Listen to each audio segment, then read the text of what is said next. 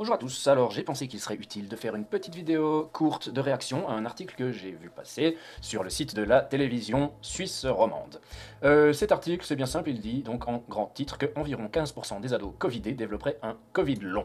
C'est beaucoup, ça donne presque envie de se faire vacciner, surtout quand il y a une jolie image d'un ado qui se fait vacciner. On sait d'ailleurs pas quel est le rapport entre ce titre et la vaccination, a priori, mais on comprend là où ils veulent en venir. J'ai déjà épinglé la RTS pour sa partialité presque idéologique dans le débat de la vaccination. Je voulais donc confronter leur gros titre avec la réalité, selon une étude genevoise. Alors, je suis allé chercher cette étude.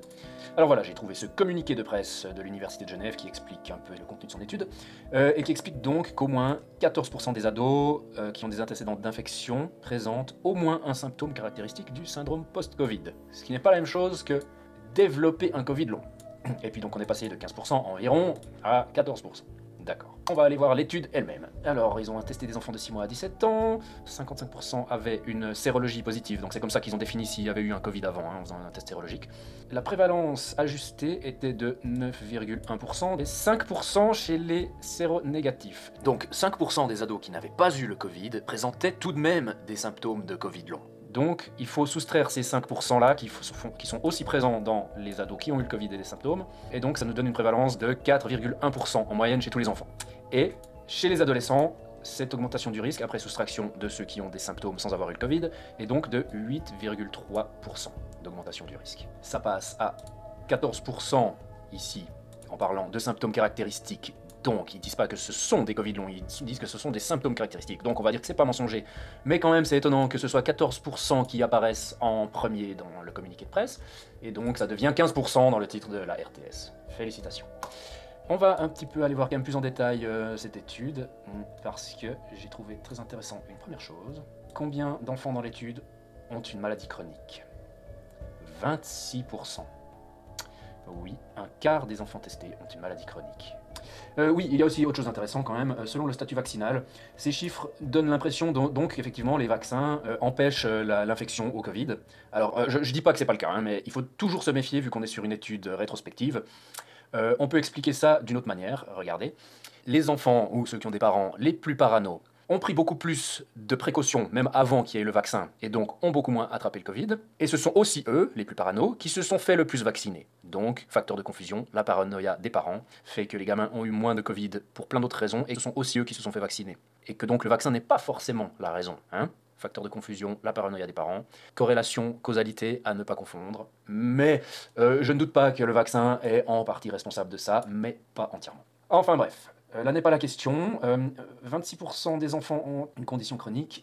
J'aimerais bien trouver le chiffre pour la tranche d'âge d'adolescents qui nous intéresse. Et oui, dans des suppléments à l'article, nous avons ceci qui nous montre donc que les conditions chroniques, donc maladies chroniques, sont présentes chez un tiers des adolescents.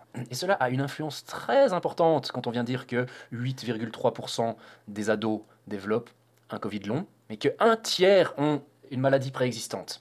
On ne peut pas ignorer ça, il faut creuser la question. Alors, je vais continuer de trouver des indices pour pouvoir en conclure quelque chose.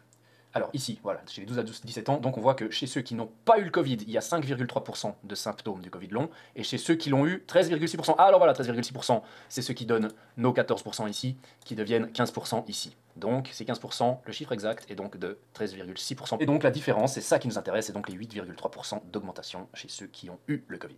Voilà. Et voilà, cette information ici nous montre que le fait d'avoir une maladie chronique augmente de 3,6 fois le risque de faire un Covid long sur l'ensemble des enfants. On n'a malheureusement pas le chiffre pour les adolescents en particulier, donc toute la suite sera relativement indicative. On ne peut pas être très précis si on n'a pas un chiffre détaillé pour les ados. Mais de toute façon, cette étude entière est basée sur des questionnaires remplis par les parents des enfants concernant leurs symptômes. Donc de toute façon, toute cette étude est indicative et pas très précise. Mais ce n'est pas ça le problème. Ce qu'on a envie d'étudier, c'est la différence entre ce que dit réellement l'étude et ce qu'en dit la RTS à la fin. Donc voilà, on a toutes les informations pour faire un petit calcul que je vais vous montrer maintenant. Donc on sait que chez les ados, il y a une augmentation de 8,3% du risque de faire des Covid longs. On sait aussi que un tiers de ces ados ont des prédispositions. Et ce qu'on aimerait savoir, c'est quel est le pourcentage chez ceux qui ont des prédispositions et chez ceux qui n'en ont pas. Parce que l'étude en question s'amuse à stratifier le pourcentage en fonction du sexe, de l'âge, du niveau d'éducation des parents, etc.